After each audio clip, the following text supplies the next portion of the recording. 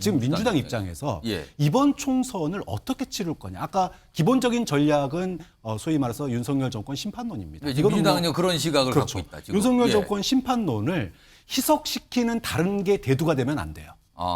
예를 들어서 전 정권 인사들 하면 떠오르는 인물들이 있잖아요. 지금 추미애 전 장관도 거기에 들어가는 거 아닙니까? 그렇죠. 그런 점에서 보면 그런 분들이 너무 총선에서 부각이 되면 안 됩니다. 조국 전 장관과 추미애 전 의원은 입장이 같습니다. 저는 같이 갈 거라고 보거든요. 그러면 결국은 이 모든 거는 누구 손에 지금 달려있냐. 이재명 대표에게 달려 있습니다. 이재명 대표가 연동형 비례대표제를 지금 선거제도를 그대로 가져간다면 가장 환영할 사람 중에 한 사람이 이제 조국 전 장관, 저는 추미애. 그러면 그 위성 정당을 통해 비례대표를 통해서 총선에 나설 것이라고 보시는 겁니까? 그렇죠. 최소한 제가 말씀드릴 수 있는 건 여태까지 몸을 사리지 않았듯이 비겁하게 숨거나 몸을 사리지는 않는다. 여러분과 함께 풀어내야 될 문제인 거죠. 뭔가 하겠다는 거 같잖아요. 근데 저게 지난 9월이에요. 그렇다면 이거 최근 아니잖아요. 최근에는 한참 몇 달 지났는데 근데 최근의 목소리가 있습니다. 화면 보시죠. 지난 9월에 이렇게 얘기해요. 아직 어디 나갈지 모르지만 비겁하게 몸을 숨기진 않겠다. 여기서 약간 뭐 희생한다는 뭐 느낌으로 뭔가를 나서겠다는 얘기 같은데 그런데 지난달 24일 최근입니다. 적당한 때에 뭔가 드러날 거다. 이게 어떤 질문을 받고 한 건데 총선과 관련해서 질문을 했는데 적당한 때에 본인의 생각과 어떤 결정이 드러날 거다. 이런 취지로 얘기를 꺼내놓은 겁니다. 그러자 추미애 전 장관의 총선 지역구를 물려받았다고 통상 얘기를 하시죠. 거기에 지금 계신 민주당 분이 있거든요. 뭔가 걱정을 하는 듯한 분위기가 있습니다. 들어보시죠. 뭐 정치인이라면 모든 가능성은 당연히 열어둬야 할 것이고요.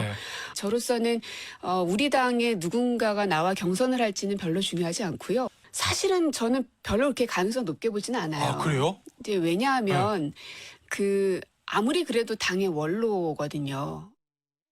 저한테 얘기가 들려오는 거는 아니라고 그 메시지 전달은 받고 있는데 모르겠습니다. 본인께서 직접 얘기를 안 하시니까 자꾸 말들이 나오는 것 같은데 저는 아니라고 알고 있고 뭐 그렇게 생각하고 있습니다. 박정환 교수님. 네. 아니라고 알고 있는 겁니까? 아니라고 믿고 싶은 겁니까? 이쪽으로 오시지 않을 거라고 생각을 하는 겁니까? 뭡니까?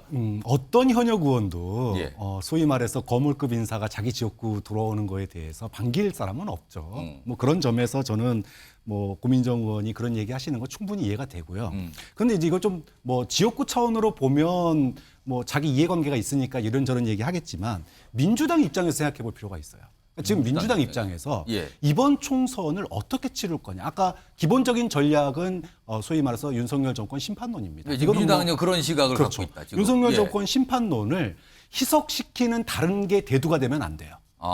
예를 들어서 전 정권 인사들 하면 떠오르는 인물들이 있잖아요. 지금 추미애 전 장관도 거기에 들어가는 거 아닙니까? 그렇죠. 그런 점에서 보면 그런 분들이 너무 총선에서 부각이 되면 안 됩니다. 그렇게 될 경우에 그러면은 이번에 다수당 되면은 민주당은 뭐 보여줄 건데 국민에 대한 총선은 선거라고 하는 거는 국민들에게 기대감을 줘야 되는 거예요. 근데 전 정권 인사들을 전면에 내세우게 되면 다시 문재인 정권 때 정권으로 다시 돌아가나? 이러면은 유권자들은 고민하게 돼요. 문재인 정부로 돌아가야 되나 아니면 윤석열 정부를 밀어줘야 되나.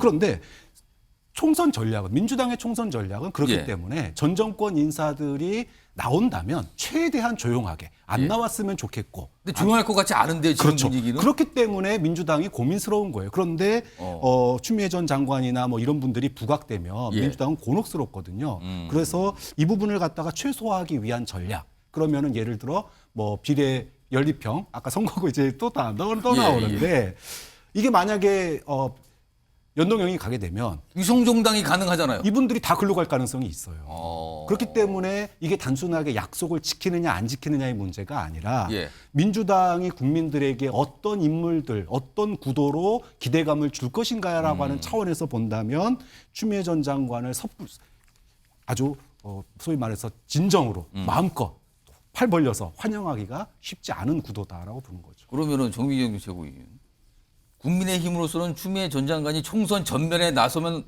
대환영입니까? 대환영이죠. 너무 솔직하게 얘기하는 겁니까 지금? 네, 아니 뭐 그럴 수밖에 없어요. 다 알고 계시는 거기 때문에요. 예. 저는 이렇게 봐요. 조국 전 장관과 추미애 전 의원은 입장이 같습니다. 저는 같이 갈 거라고 보거든요. 그러면 결국은 이 모든 거는 누구 손에 지금 달려 있냐? 예. 이재명 대표에게 달려 있습니다. 이재명 대표가 연동형 비례대표제를 지금 선거제도를 그대로 가져간다면 예. 가장 환영할 사람 중에 한 사람이 이제 조국 전 장관, 저는 추미애. 그러면 그 위성 의원이라고 정당을 봐요. 통해 비례대표를 통해서 총선에 나설 것이라고 보시는 그렇죠, 겁니까? 그렇죠. 지난번에 문재인 대통령, 전 대통령을 찾아간 조국 전 장관이 예. 과연 무슨 얘기를 했을까요? 저는 두 가지 얘기했을 것 같아요. 지금 그 연동형 비례대표제 그냥 가서 우리가 신당을 만들 수 있도록, 비례 신당을 만들 수 있도록 해달라. 예. 아니면 나를 광주에 공천해달라. 뭐 이런 거 아니겠습니까? 그런 논의를 했지 않았을까? 예, 예. 그러면은 추미애 전 장관 입장에서 두 가지입니다. 비례신당이 있으면 1번이에요. 예. 그다음에 비례신당에 만약 연동형 비례대표자가 아닌 예. 경우에 지역구로 가면 어디 가겠습니까? 본인이 있었던 원래. 결국은 지금 고민정 의원이 있는 그 지역에 가서 고민정 의원과 경선하겠다. 이러지 않겠습니까? 그래서 제가 볼 때는 결국에는 이재명 대표 손에 달려 있는 겁니다. 저 지점은. 그러면 비례신당을 한다. 가장 원하는 바 아니겠어요? 박성준 의원님께 질문을 알 수가 없는데 민주당 분위기는 지금 추미애 전 장관을 바라보는 민주당 분위기는 뭡니까? 구체적으로 지금 논의를 하고 있지 않죠. 왜 그러냐면 언급하는 것 자체가 지금은 그럴 단계가 아니라고 좀 보는 건데 저는 이제 참 정치인의 숙명 중에 하나가 뭐냐면 UFC 선수예요. 누구를 가릴 수가 없어요. 상대를 가릴 수가 없는 거기 때문에 예. 그것이 이제 누군가와 경쟁한다고 하면 운명적으로 받아들여서 그걸 경쟁해야 되는 거고. 근데 다만 저는 박창환 교수님 얘기를 참 잘하신 것 같아요. 내년 선거라고 하는 선거의 구도가 예. 저는 당연한 거 아니겠어요?